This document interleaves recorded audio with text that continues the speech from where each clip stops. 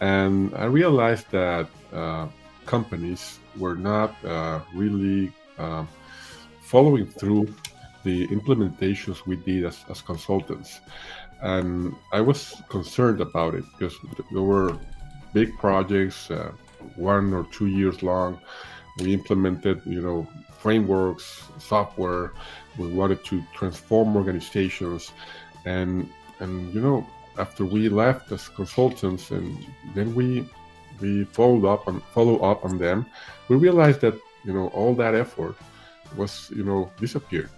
So I started to you know research and ask about what's happening. What I realized is that sometimes organizations do things because they think that's the right thing to do, but not necessarily they are really committed, especially leadership, especially management. And I realized that some few companies really followed through, and those were the ones that had, you know, the CEOs that were really committed with the project, that they were people centered, they really they were in charge of culture. So that's where I got this you know this inspiration that I need to work with leaders, that have this approach, this vision, this way of working, so that with them I could transform organizations. And what's the best way to transform? Because leaders are the ones who really drive change in organizations. And what's the one of the best ways to help leaders do this? I realized it was coaching, because you can train people, but then that's gonna wear off. You can ask them to do something, but if they don't really are convinced, that's also gonna wear off, etc. But if they have a leader that's really inspiring and really takes them on board, etc., then this is gonna really have a lasting change. So that's how I started you know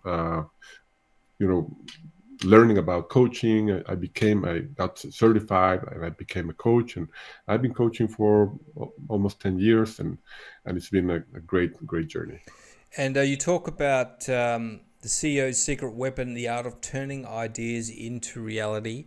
What is Yeah. it about that we need to know to actually execute ideas?